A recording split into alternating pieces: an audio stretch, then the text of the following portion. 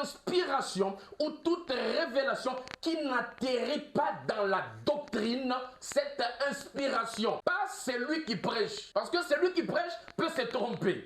Mais l'esprit qui anime, Jésus a dit à Pierre, éloigne-toi de moi quoi? Satan. Mais Pierre n'était pas Satan. De toute personne qui prêche aussi, qui dit que l'inspiration est plus forte que les Écritures, ce n'est pas lui qui est démoniaque, mais la pensée qui l'anime, c'est une pensée démoniaque. Je ne dis pas que l'inspiration est satanique, non. Mais le diable est un imitateur. Je vous ai dit, Dieu, dans la création, il est le Père de la création, il est le Fils de la rédemption, il est l'Esprit de la consolation. Et quand le diable vient, comme imitateur de Dieu, il est le père de mensonges, il est le fils de la rébellion, il est l'esprit de l'erreur, le fils de la perdition et l'esprit de l'erreur. Donc le diable ne fait que imiter ce que fait Dieu. Dieu, c'est lui la parole.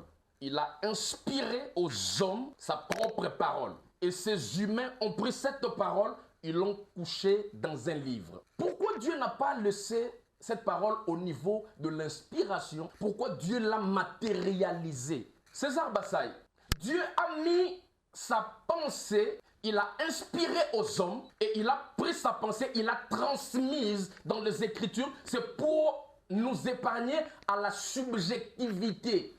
Oui, Dieu n'est pas un Dieu de subjectivité, il est un Dieu d'objectivité. Pour éviter, vous savez, la plupart de ismes, la plupart des mouvements, ils sont nés comment? Un homme est venu avec audace, il a dit à tous ses adeptes que Dieu m'est apparu, Dieu m'a donné une inspiration. Et quand il se présente comme un gourou d'une secte, en disant que Dieu m'a donné une inspiration, tous ceux qui sont dans cette secte ne doivent que dire Amen. Maintenant, pour nous épargner de la subjectivité, Dieu a pris sa parole, il l'a mis maintenant dans des écrits, pour que cette parole devienne maintenant matérielle. Quand tu nous apportes une inspiration et une révélation, c'est là que je rejoins le pasteur Mike Kalambaye. Quoique je ne suis pas défenseur de Mike Kalambaye, mais là, à ce point, nous avons les mêmes convictions doctrinales et théologiques. Les Écritures